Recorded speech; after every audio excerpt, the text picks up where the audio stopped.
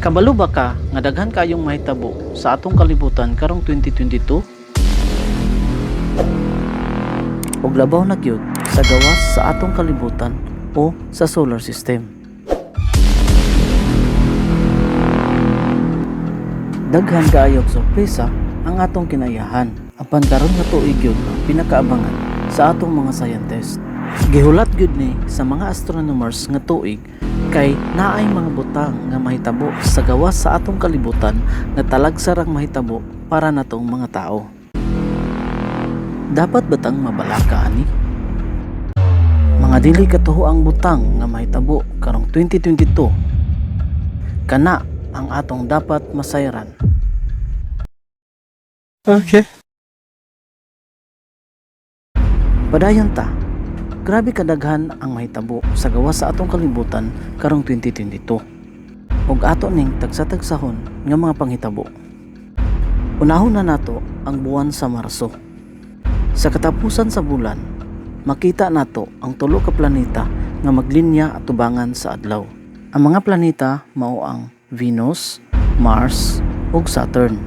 Tungod sa perpekto nga pagkalinya nila, makita nato sila sa usa ka lantawan lamang gamit ang teleskop. Ug ang Venus mao'y pinakahayag. Ang Mars ug Saturn halos parehas ra ang ilang kahayag. Pwede nato ni silang makita gikan sa katapusan sa March hangtod sa unang Domingo sa April 2022. Makita nato ni sila nga murag magkadikit lang.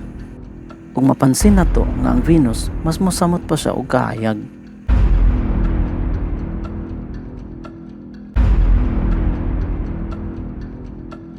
Magsugod ni siya sa alas 4:45 sa buntag. Usa ka oras sa dili pa musubang ang adlaw, makita na ni nato sila sa kalangitan.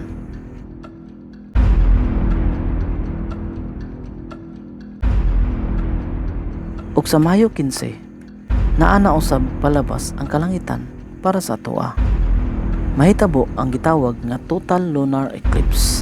Sa wala pa nakabalo kung unsay lunar eclipse, mauni ang posisyon o pwesto sa atong bulan kung diin masalipdan sa atong planeta ang atong bulan gikan sa siga sa adlaw. Mahitabo ni siya sa oras nga nakaposisyon ang adlaw, earth ug ang bulan sa perpekto nga linya. Masala sa atong kalangitan ang siga sa adlaw ug mahimong pula lamang nga kahayag ang makalusot. Ug mahimong pula ang kolor sa atong bulan sa kagabion. Mauni ang gitawag nga blood moon. Kini nga eclipse matapos sa usa hangtod duha ka oras lamang. Espesyal kaayo ni siya nga kagabion o sa andaman ng daan ang inyong teleskop o kape. Okay.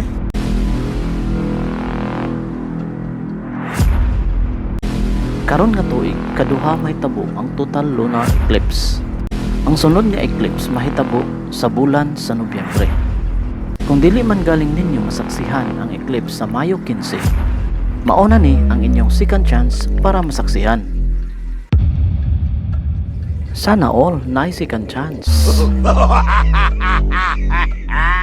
Total na hisgutan naman lang nato ang total lunar eclipse. Dapat mahibalaan nato kung pila ka klase nga lunar eclipse ang naa sa ato. Naay tulo ka klase nga lunar eclipse.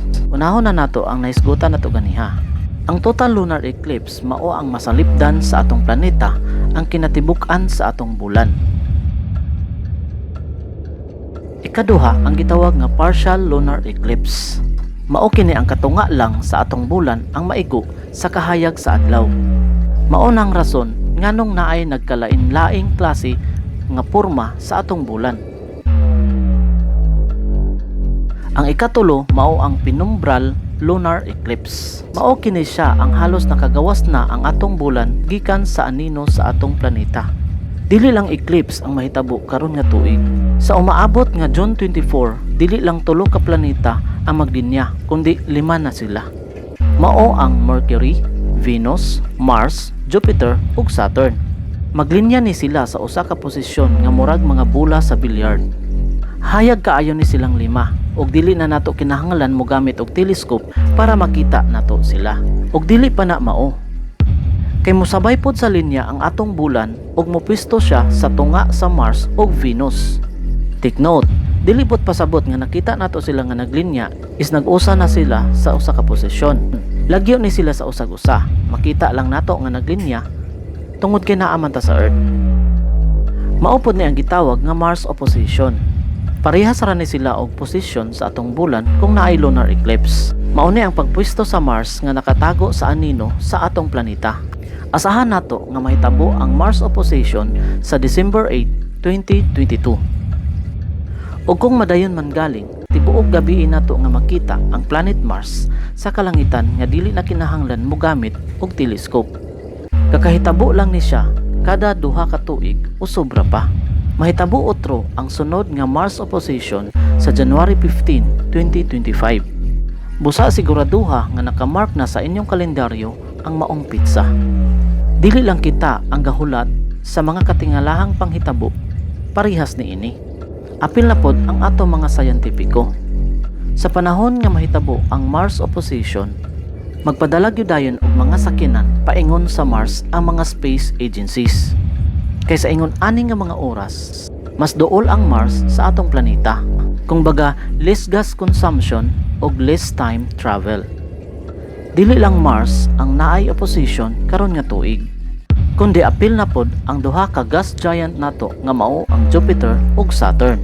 Mahitabo ni siya sa buwan sa Agosto ug Septembre.